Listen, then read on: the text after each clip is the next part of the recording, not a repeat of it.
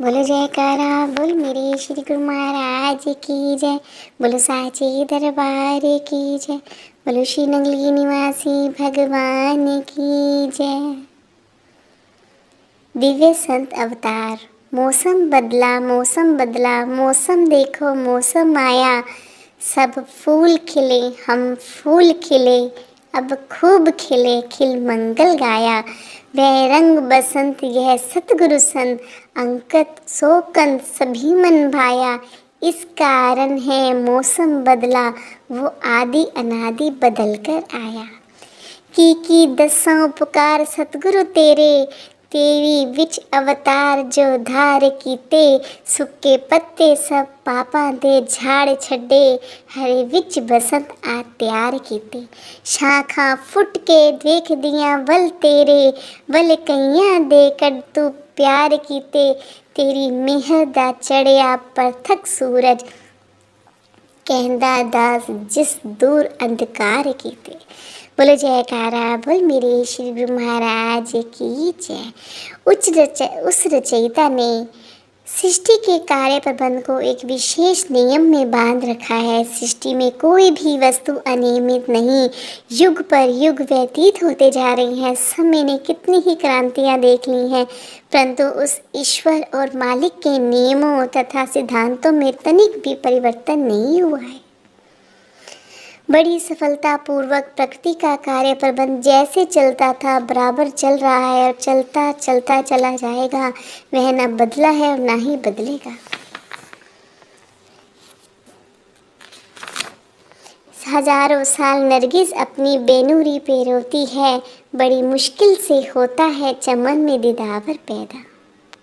एक साधारण मनुष्य बड़ी परिश्रम के पश्चात अज्ञानता के पर्दे से निकलकर अंधकार से प्रकाश में पग रखता है, परंतु परमार्थ पथ का यात्री उस अवस्था में पहुंचकर संतुष्ट होकर नहीं बैठ जाता। उसकी खोज और जिज्ञासा की मंजिल अभी दूर होती है। बहुत साधना और पुरुषार्थ के पश्चात उसे इस मंजिल पर पांव रखने का गौरव मिलता है, परंतु यह दीवाना इस मंजिल पर पहुंचकर भी खुश नहीं होता।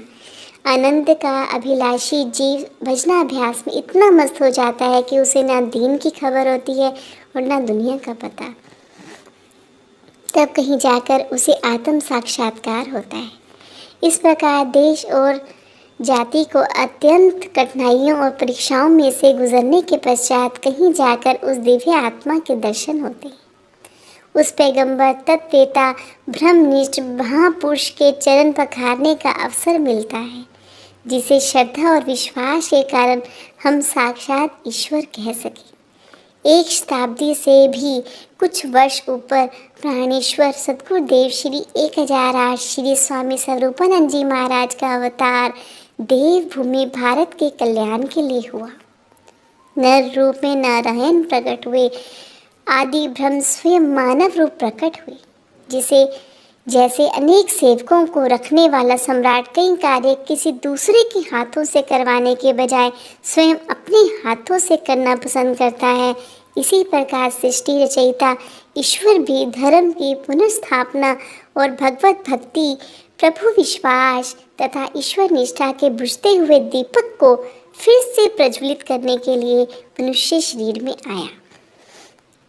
जिस मालिक ने कंकरों को लाल तथा जवाहर बना दिया, रेत के अणुओं को सूर्य तथा चंद्रमा बना दिया, पानी की बूंदों को बहुमूल्य मोती बना दिया, जिस जादूगर की जादूगरी से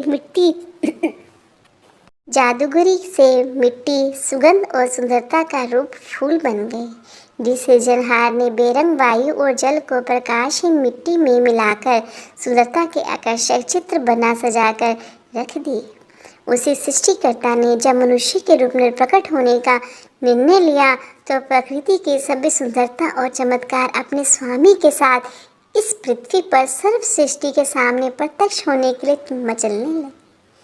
सब रूपों और रंगों की रचना करने वाला सर्वशक्तिमान परमात्मा हृदय सम्राट श्री सद्गुरुदेव जी के रूप में आया तो वह रूप अनंत तप का प्रतीक बन गया। इंग्लैंड में एक बहुत बड़ा संगीतकार था जिसकी मशहूरी केवल यूरोप में ही नहीं बल्कि अमेरिका तक फैली हुई थी।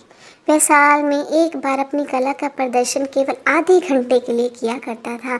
सारा साल लोग बड़ी बेसब्री से उस तारीख का इंतजार करते। तारीख का ऐलान होते ही लोग धड़ाधड़ टिकटें खरीदना शुरू कर देते। कई बार यह टिकटें ब्लैक मार्केट में बिकने लगती। निश्चित दिन वह संगीतकार अपने समय पर आता और अपनी कला का प्रदर्शन करके चला जाता। उसकी उंगलियां जब वायलिन पर थिरकती तो लोग दीवाने हो जाते। यह मशहूर था कि उसके संगीत में वह जादू था कि मुर्दे जीवित हो उठते। वह एक विशेष धुन बजाता तो लोग रोने लगते, दूसरी धुन बजाने पर लोग हंसने लगते, तीसरी और अंतिम धुन लोगों को मस्त सा बना देती और लोगों को उसके रंगमंच से जाने का पता ही न चलता था। एक बार जब यह संगीतकार अपनी कला का प्रदर्शन करके जा रहा था तो एक युवक ने पूछा, आप केवल आधे घंटे के लिए कई हजार पाउंड बटोर लेते, कितना महंगा है आपका संगीत प्रदर्शन। संगीतकार का यह बात सुनकर युवक की ओर देखता हुआ बोला, मैं केवल आध घंटे के संगीत की इतनी फीस नहीं लेता, वर्ष के 364 दिन और 23.5 घंटे के परिश्रम और अभ्यास का मूल्य लेता। इतना रियाज ना करूं तो मेरे सुरों में वह दर्द और जादू ना उत्पन्न हो सके जो लोगों को मस्त बना देता है। जैसे आधे घंटे के संगीत के कार्यक्रम के पीछे उसकी कई महीने की रियाजत तथा दिन रात का परिश्रम और अभ्यास छिपा होता है, इसी प्रकार हर रचना न जाने कितनी मेहनत, त्याग और बलिदान मांगती है। फूल का रंग, सुगंध, उसकी सुंदरता और आकर्षण को देखकर यदि कल्पना की जाए तो माली का कठिन परिश्रम स्पष्ट दिखाई देने लगता है। किसी मुंह बोलते बुद्ध को देखकर सहसा बुद्ध बनाने वाले की मेहनत की तस्वीर आंखों के सामने आ जाती है। केवल बनाने वाला ही नहीं जानता, देखने वाली आंख भी जान लेती है कि उस मूर्ति के एक एक अंग में जीवन डालने के लिए मूर्तिकार ने कितने दिनों तक खून पसीने के समान बहाया है, कितनी रातों की नींद छीनी और हथौड़ी हाथों के में लिए एक एक अंग को संवारने में हराम कर दी। जयपुर मूर्तिकला का सबसे बड़ा केंद्र है। यहाँ देखने में आता है कि भारी मूर्तियाँ बहुत सस्ती होती हैं और छोटी मूर्तियाँ बहुत मूल्यवान। कारण पूछिए तो मूर्तिकार कह देते हैं कि मूल्य ना तो वजन का है और ना ही पत्थर का, कीमत कला की। श्री सद्गुरुदेव जी महाराज की मूर्ति भी किसी साधारण कलाकार की बनाई हुई मूर्ति नहीं थी। इस मूर्ति को सारे जगत की मूर्तियां बनाने वाले महान कलाकार ने स्वयं अपने हाथों से बनाया और सजाया था। यह मूर्ति, यह स्वरूप बनाते समय उस देवादि देव के सामने यह बात लक्ष्य बन गई थी कि मेरी कला के इस अनुपम रूप को हर आंख रुचि से देखेगी, इसलिए ये ऐसी मूर्ति होनी चाहिए कि जो आंख उठे इसके चरणों पर झुक जाए। इस मूर्ति का निरीक्षण, इसकी चमक दमक उत्पन्न करने का काम दादा गुरुदेव श्री परमहंस दयाल जी ने स्वयं किया। यूँ कहिए कि परम देव ने जिस मूर्ति को बनाया उसे श्री परमहंस दयाल जी ने संसार के सामने पेश किया। यह एक ऐसी दिव्य मूर्ति थी जिसमें सब मूर्तियों की सुंदरता समाई हुई थी।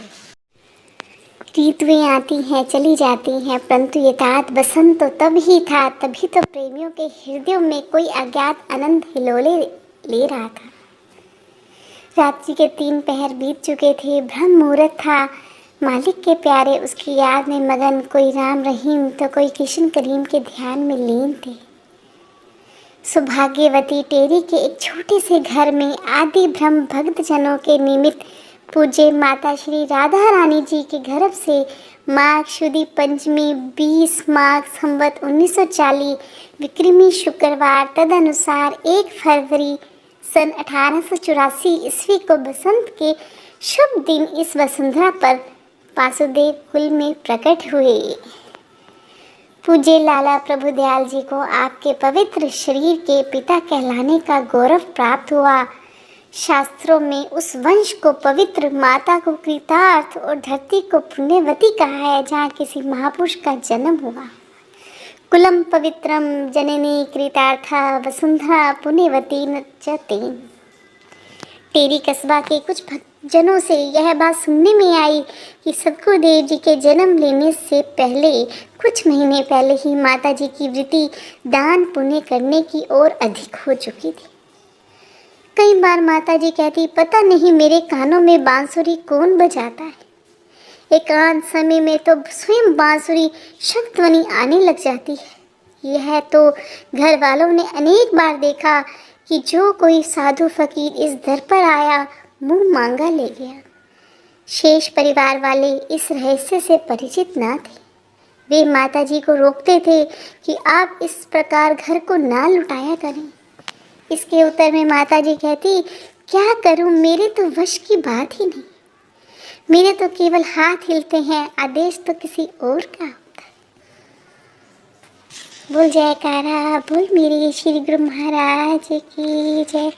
बोलो साचे दरबार की जय। बोलो श्री नंदी निवासी भगवान की जय। पत्ते पत्ते ने रंग तब्दील किता, शाखा देख लो नवियाँ ही फूटियाँ ने।